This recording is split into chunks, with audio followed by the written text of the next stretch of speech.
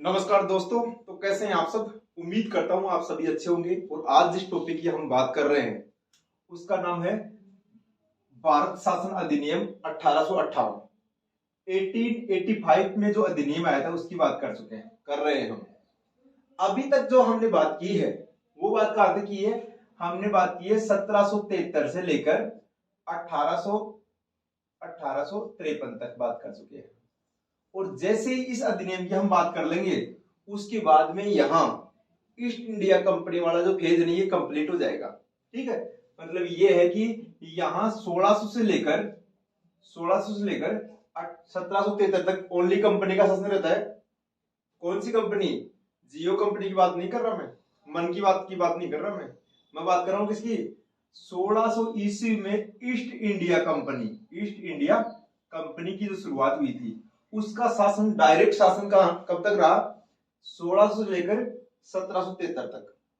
1773 में क्या होता है कि ये जो ईस्ट इंडिया कंपनी है ये क्या है कि ब्रिटिश सरकार की देखरेख में काम करती है, जिसकी हम चर्चा कर चुके हैं पहले के वीडियो में रेगुलेटिंग एक्ट के बारे में, 1773 का रेगुलेटिंग एक्ट।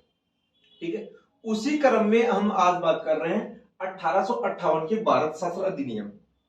अब हम पहले तो बात कर रहे थे रेगुलेटिंग एक्ट की, उसके बाद हमने चार्ट एक्ट की बात की, पिट्स इंडिया एक्ट की बात की, और आज हम किसकी बात कर रहे हैं? भारत शासन अधिनियम।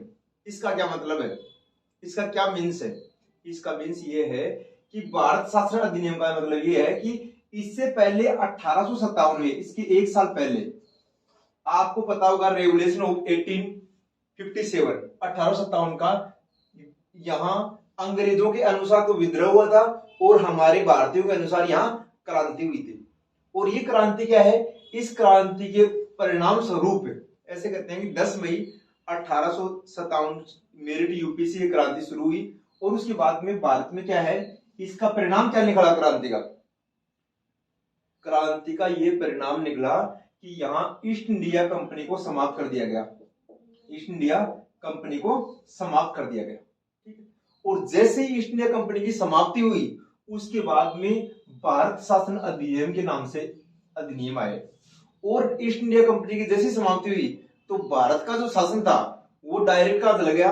वो डायरेक्ट ब्रिटेन की गवर्नमेंट के पास चला गया, ब्रिटिश भारत के पास चला गया। ठीक है, या फिर मैं ये कहूं ब्रिटेन की गवर्नमेंट ने डायरेक्ट महारानी विक्टोरिया ने, ठीक है, महारानी विक्टोरिया ने यहाँ के शासन को अपने अंडर में ले लिया।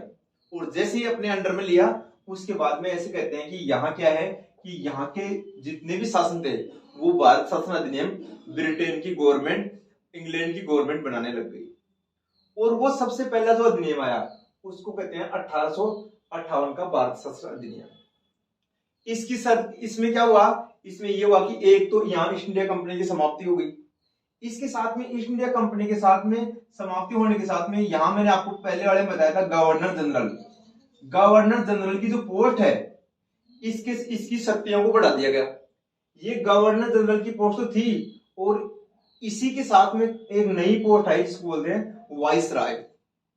वाइसराय का क्या मतलब है? वाइसराय का मतलब ये है कि जो देसी राजे रजवाड़े थे, देसी रियासत थी, जैसे मान लो कि ये क्रांति हुई थी, इनमें खूब सारे देसी राजे रजवाड़ों ने भी समर्थन किया था, इसलिए जो गवर्नर जनरल है इससे देसी राजे रजवाड़े नाराज थे। तो उनके लिए जब देसी रियासतों के लिए जब काम करता था गवर्नर जनरल तो वो वाइसराय कहलाता था।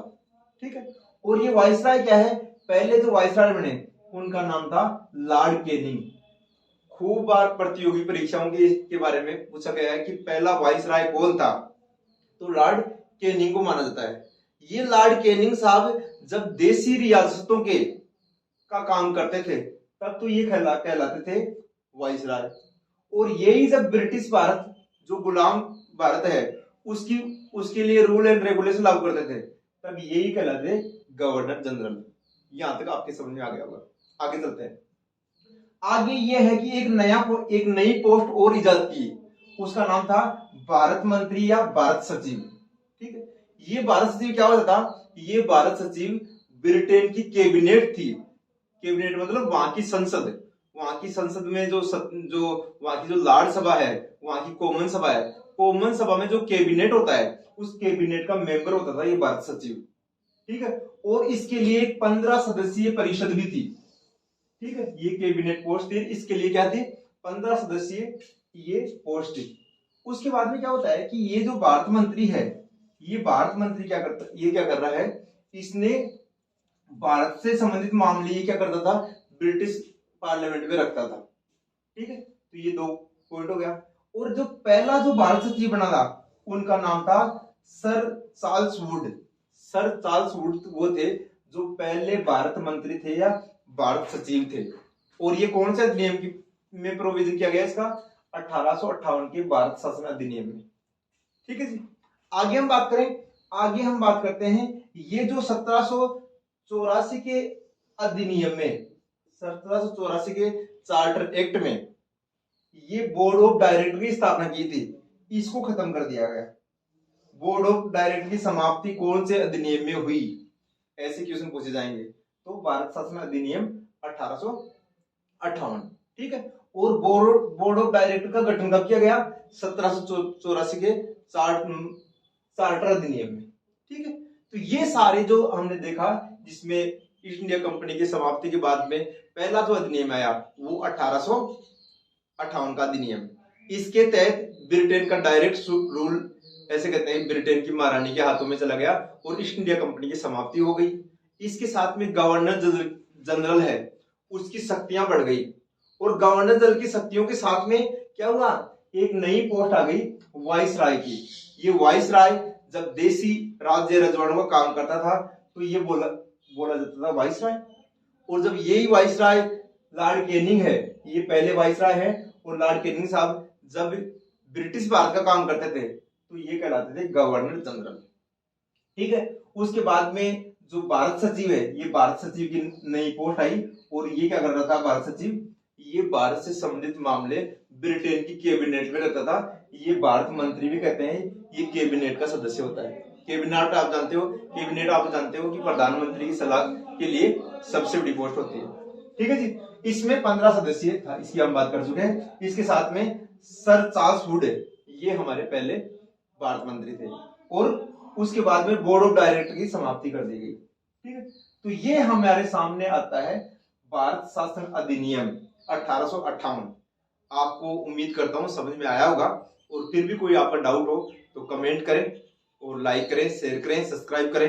और आपने इस वीडियो को पूरा देखा, इसके लिए आपका आभार।